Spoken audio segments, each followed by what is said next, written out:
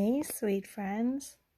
So it has been a while since I've been live, and I wanted to come here and show off my finished third pair of socks that I'm super, super duper excited about.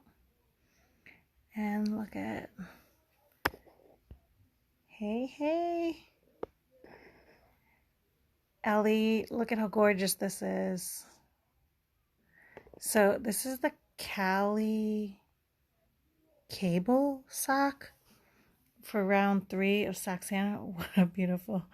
Uh, I just wanted to show off my third pair of socks. So the yarn is from Chicken Lady Fibers.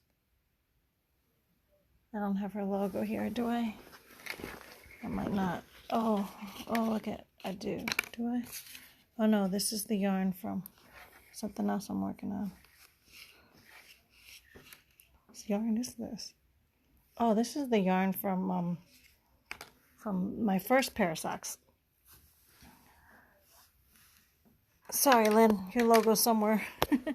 But look at, I just finished. Don't they look awesome? So this was actually really, really fun and easy to do. Like, this cabling is very addictive.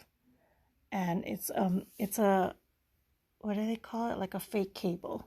Because you're not really using the needle. Like, you're not using a cable needle. It's just like flipping the yarn over with a slip or something. Oh no, it's knitting in between and twisting it with the same needle. So it's like a fake cable, but it is so much fun to do. But I had to, and then with the way they do the heel, so this was my hardest heel, and I didn't like it. I did not, that's what took me so long. I really thought I could finish a lot faster, but because I followed the directions and went to learn this heel, it was not fun to do. And then I didn't like the way this garter stitch turned out.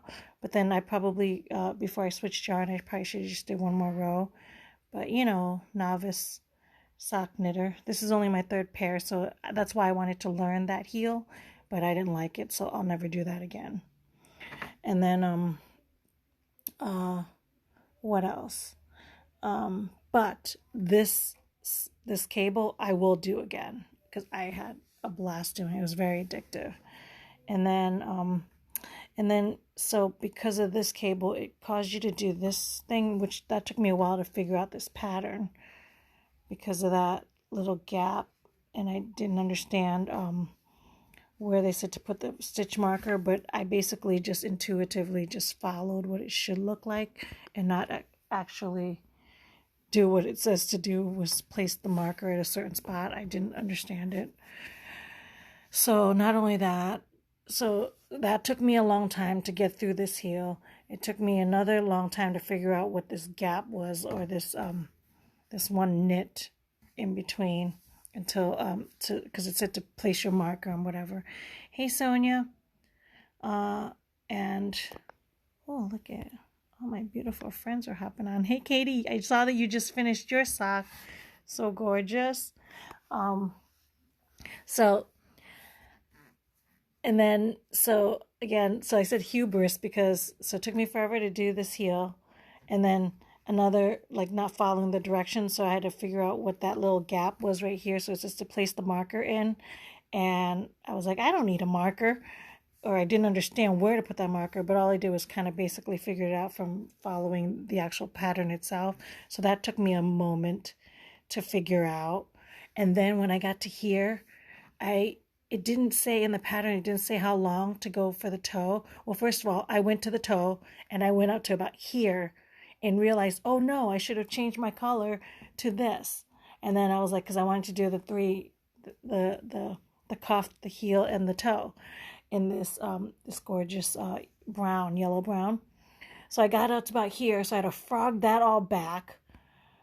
But I didn't end up frogging it because it was like that was going to take forever to frog it all back. Because mind you, I do everything 2 at a time. So what I did was I basically yanked it out, and like I used the size 1 circular to pull yarn, you know, and basically like redo my lifeline back to here again. So that took me a minute. a good 2 hours to figure out and get back to the right spot so that I can do the yellow toe, right? I carry the pattern all the way down to the end of the toe. Oh, you did? I wasn't sure either. So I just basically did that. So that took me that was like a 2 hour job to frog that to go back, right? So not only did I do that, and then when I got to about here and it said, so it didn't tell us how far to go into the toe or whatever. So I went back and followed the original sock pattern, the Rylan sock pattern, and they said to end at 24 stitches. And so of course my hubris, being my third pair, I just thought it meant 24 on each side. So when I hit 24 on each side, I just went ahead and did the Kitchener stitch. Cut the yarn, Kitchener stitch, cut the yarn. I was about to do the Kitchener stitch. I'm like, and pull this one out. And so I pulled that out. I was like, this looks so weird. I only got like a couple of rows. It literally was right here. I was like, that is not a toe.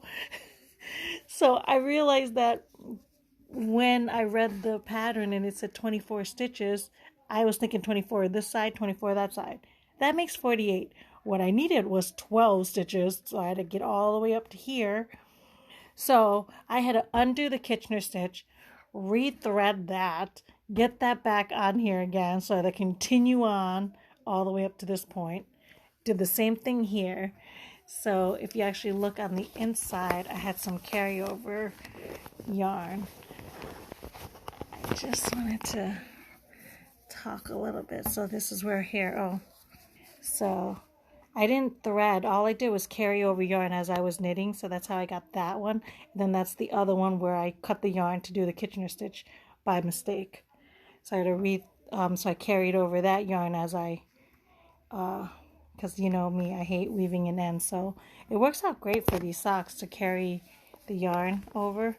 And then the only ones that I actually did weave in ends were like the yarn that was right here, and then I think the one on this side or something, or this one. So I had to thread that. I probably could have carried the yarn, but I wasn't experienced enough to figure out. In my next round, I'll probably be able to carry the yarn over. Yeah, because I didn't know how to undo the Kitchener. I don't know how to undo the Kitchener. When I have to, I figured it out. Basically, I just pull the yarn. You just pull the yarn. Slowly, you could tell which yarn is lifted out, and just undo that and just keep pulling it out and drawing it back out. But it is really, this Kitchener stitch is really fascinating. It really is. Like, to whoever this Kitchener dude that figured that out, like, genius. Absolute genius. How you can do that. But yeah, so I'm super excited. I'm ready for round 4 that's coming up soon. So this is the sock, my own design. Basically just did some garter stitch on the rows, and it's not going to be as long, obviously, because it's like a midway, not a complete shorty, but a little midway.